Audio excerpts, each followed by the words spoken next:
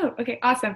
So, hey, you guys. So, the book that we read was The Way We Never Were, American Families in the Nostalgia Trap by Stephanie Coontz. And before we really get into the nitty gritty of the book, we just wanted to disclaim that it was written in 1991, so parts of it were maybe a bit outdated or not as, relevant to the world we are in today. And also, it was republished in 2016, but only the intro and conclusion was actually rewritten. So in some ways, this book was very outdated. Okay. So we all broke it up into different sections, but we had our little pre-meeting before recording, and they all sounded pretty similar to us. So we thought that we would just kind of dive in with the big ideas that went along with our chapters. So anybody want to really particularly start? Or I can go.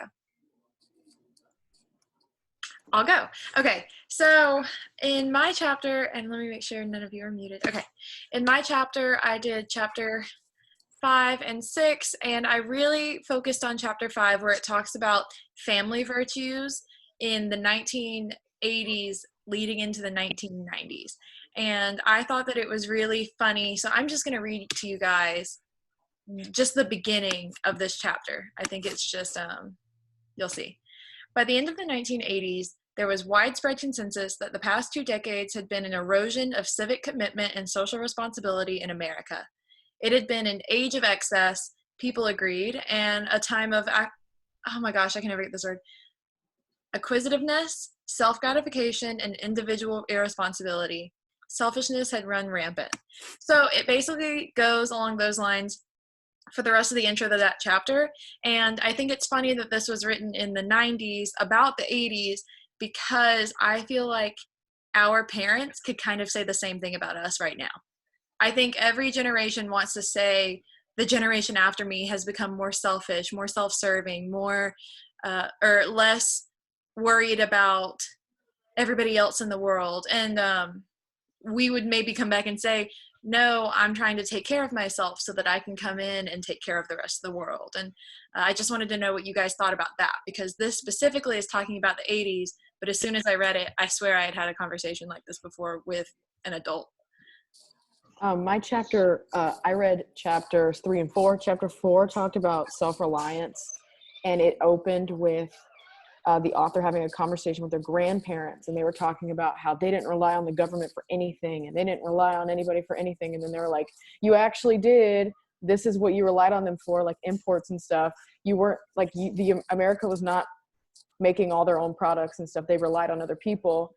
And so it also kind of follows what you're saying, how each generation always looks at the newer generation as like, oh my God, they're so reliant on other people and so reliant on government subsidies and stuff. But actually, like, nothing's changed. We've always been reliant on other things. There's like no one way to be self-reliant. Oh yeah, and I think that's where the nostalgia trap from the title comes in. Definitely.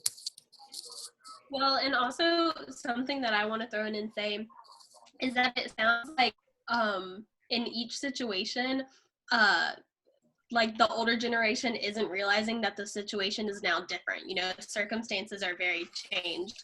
So in my chapter 8 about marriage, sex, and reproduction, it's funny. Well, it's not funny, but it's interesting talking about how that there's the myth of the abstinent past, as in like, you know, no one ever had sex before marriage in the good old days.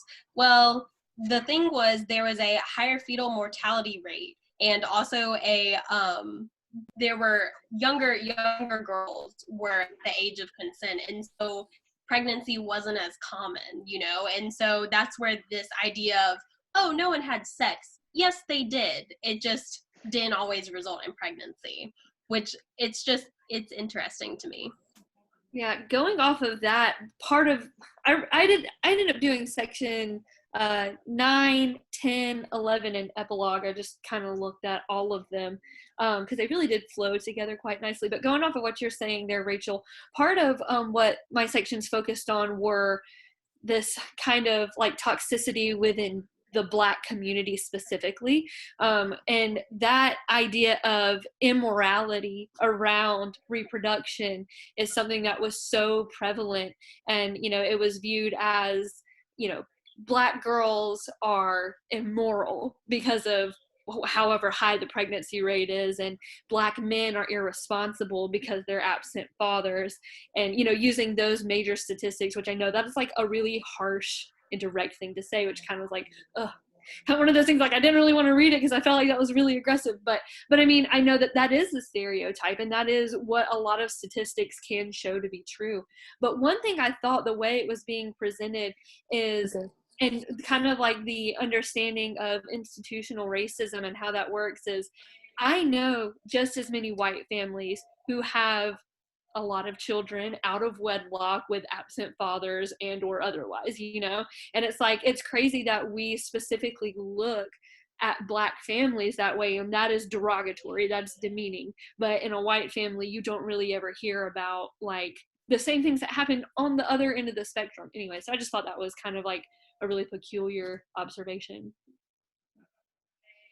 Yeah, I thought this book was, the whole concept of this book is super interesting and relevant even today, especially with like our political climate of, and I think of like Make America Great Again, and like that idea of America's like mythical past, and there was like this specific time in history where America was so great, and often people like associate it with the 50s, or like how you were saying the myth of abstinence, or all these stereotypes we have for Black people. But looking at white communities, the statistics aren't that different. And how I just thought this book was like a good opportunity to really like put facts to these kind of things that is often like talked about in the media, and the stereotypes that are often perpetuated.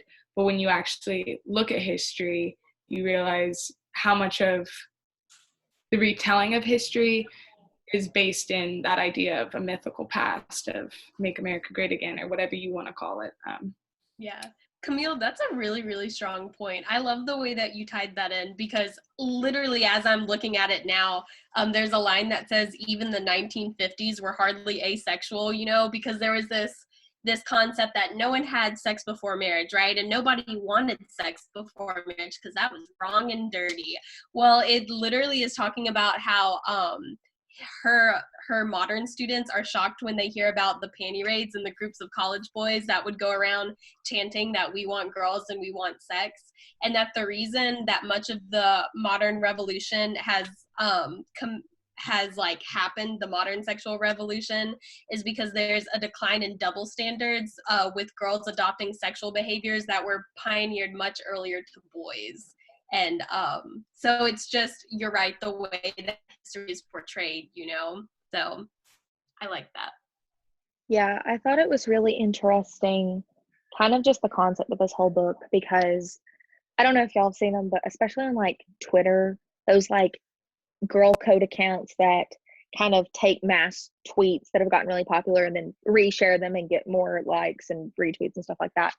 They always post stuff of like 50s, 60s, 70s, 80s, and it's always like the most popular parts of those periods. Like if it's the 50s, it's like, car hops and like drive-ins, and if it's like the 70s, it's like rock concerts. And they're always captioned with like, I miss the good old days, wish we could go back now, so tired of the time we're living in. And it's just such a way of looking at the past through rose-colored glasses, because it's not like those decades didn't have problems. If you look at history, each decade's had its own thing. And I'm sure like, in the future, once we're all old and gray, people are going to look back on our decade and be like, oh my gosh, but they had the coronavirus and stuff like that. And it's just really weird to think about those things because we're living through those eras. But at the same time, it's so easy to listen to older music or wear older fashions or do your makeup like in like older ways and everything, and get nostalgic for that past that you've never even been a part of. I just thought that was a really interesting thing about this book that it kind of touched on, because I don't know, it's talking about these standards that we think we have, but we've never been around to see them happen, Yeah, I really wanted to talk about that too. So when I was reading this, I started talking to my dad about this because he and I have conversations about um, just history a lot. So I talked about how you look at the past and you think, man, I was born in the wrong decade. Or when you're talking to your great grandfather and they say, oh, well, I had to work when I was your age and I had to do this. And you think about all the things. I mean, yeah, maybe my great grandmother, or let's put it in the context of a man, maybe my great grandfather worked harder than I do now at the same age, but it's because right now I don't have to because of advances in technology and education and expectations of change for 20-something-year-olds. Whereas my great grandmother probably would have had multiple kids by now. Just expectations are totally different. And when you look back and you say, oh, well, times were simpler back then. I mean, of course, you're going to think that they're simpler because how is it possible to get every single nuance? Think about how well you know your life right now. You know every detail about your life. It is impossible to look at a generalization of someone else's life and know every single detail and how complicated it was. So of course you're going to look back and you're going to think, oh, well, it was simpler, or things didn't have to be so difficult. Another thing I wanted to talk about was the moral change that I was getting at between the 70s to the 80s to the 90s to even now. I took another class about the city of London just after Tudor times, so like 1590s into the 1600s, and it talked about how this one guy, Stowe, he does a tour of the city of London, and he talks about how these religious places have changed their meaning, and people don't go out in the streets and celebrate these things as much, and all these things have changed from when I was a kid. And he's looking back at the city of London, so not even America. He's looking back at older London with nostalgia, the same way this book is looking at old America with nostalgia. And I think it's just a repeating pattern of you're never going to be happy with the generations after you because you think you have the best generation. Yeah, it's even funny, like when you think about like us, and I have 4 younger siblings, all, there's 2 of them are seniors, one's in 7th grade, one's in 4th grade. So I've, lots of age groups in there. And even like when I think back about my childhood and I'm like, oh, when I was a kid, like, I was never, my siblings have phones or Apple products, whatever. I'm like, they spent so much time on that thing. Like, I never, like, all I did was ever play outside. Like, no, there was definitely time that I spent on Webkins and Club Penguin, like, but I always, like, almost have, like, this superiority complex of, like, my past was better than yours because I didn't have this, or I did have this and you don't have this. And so it's just, like you're saying, Darren, like, it's really interesting. And it is like that, the nostalgia trap, hence the title, like, and how easy it is to fall into that. And just, it's not even just decade to decade. It can be from, me being a junior in college to my senior in high school sister who has a TikTok account and I am too above to have, Yeah, just I think of my siblings the same way. Yeah. I think even from what Oh, sorry, go ahead, Taylor. Sorry. I'm so sorry, Maddison. I was gonna say it's weird to look at, like, because I graduated high school 4 years ago, and so that was 2016, and even like going into Clark Central and Malcolm Bridge, which I know there's a greater age difference between me and middle schoolers, but like even like the Clark Central high schoolers that I was with, it is so weird to look at the like cultural age gap between us because it's so different, and it's only been like 4 or 5 years age difference. So even like that small amount of time just really is weird to think about, and how different that can change us, Mm-hmm. What I was going to say, and this kind of, it's like it fits in, but also kind of not. So just go with me here for a minute. But the chapter 9, which is one I mainly focused on, was called Toxic Parents, Supermoms, and Absent Fathers. And one of the kind of concepts that it posed was I'm calling it lack of balance, at least in my experience, but of parenting and the struggles that parents go through. And it's kind of like blaming, everybody's blaming these huge problems on individual, like the family breakdown, which is, really a strong claim, saying our economic state is based off of the family, and how that works on an individual basis is kind of out there. But one thing that it posed, conceptually, was you have parenting on one hand where you introduce your kids to so much adult responsibility so early, and then they don't have a childhood, or you shelter them, you hold them close, and you don't expose them to anything, and now you've prolonged adolescence and childhood, and now they have unrealistic expectations for life. So what do you guys think about that? Or, I mean, whether it be personal experience or otherwise, like, parenting is a difficult thing to navigate, but I mean, how do you think it affects people as they grow? I know someone who was super sheltered as a child, and she's in college and she's a sophomore, and it genuinely scares me when I talk to her, because she's literally 14. In her brain, she's like just now figuring out Instagram and Snapchat and stuff, and I'm like, girlie, we've all known this. And it's really hard to talk to her, because she'll like talk to a guy and she'll be like, oh my God, I talked to a guy today, I think I have a crush on him. And I'm like, this is literally what 13-year-olds do. You don't even know his name. It's so interesting. I guess like so much of it comes down to like the way in which your parents shelter you, to the point of like who else you were exposed to. Because I grew up, like, as you guys know who were in Burke's class, like very sheltered Catholic. Like I wasn't allowed to read Harry Potter. I couldn't listen to pop music. Disney, Nickelodeon had like parental locks. Like I was very sheltered in that way, but like I had friends outside of that.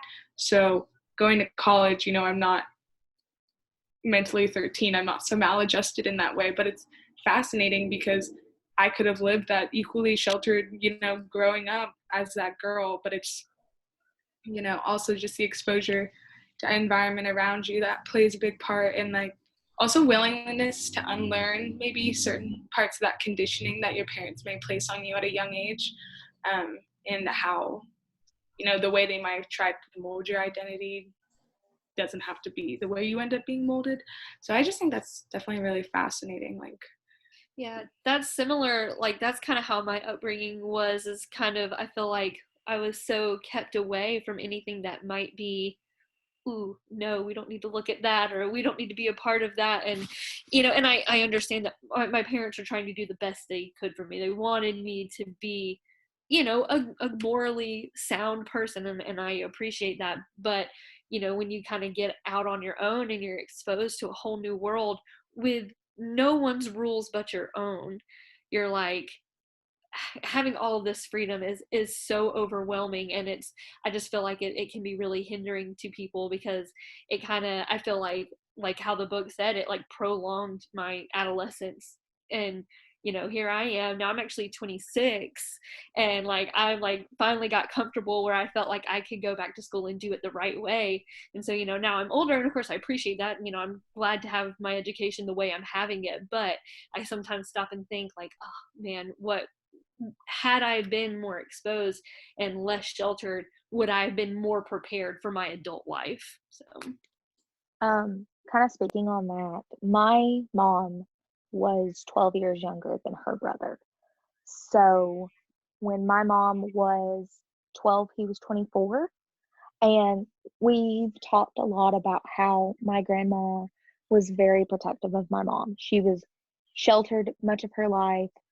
I mean, that's not to say like that my grandmother was a prude or anything, but like a lot of the stuff that my mom has been relaxed on with me, her mom was not with her. And I think that's really shaped how I've been raised personally. And I mean, I've told my mom so many times, I'm really thankful for my raising. I think it's shaped me into the person I am today. And I mean, I like myself. I can't say I don't.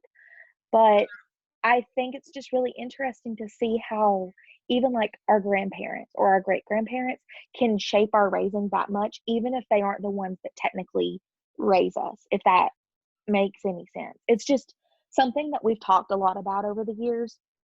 And I don't know, it's always been in the back of my mind. Like, just life choices that have been made on my behalf, or like my mom's decision making. I'm like, that's because of my Nana. Like, that's just a thing to think about, I guess. Yeah, so I know that we're kind of running out of time here. Is there anybody that really, really wants to say like something, which is fine because we've got time for that, but anything? No? Okay, so basically to wrap up everything that we've been saying, I know that we started talking about our own personal lives, and I think that that was great. To bring it back into the book, it's just the way we read the book was the author had the lens of nostalgia looking into the past, and the way we saw it is that it is almost impossible to not look on the past with nostalgia.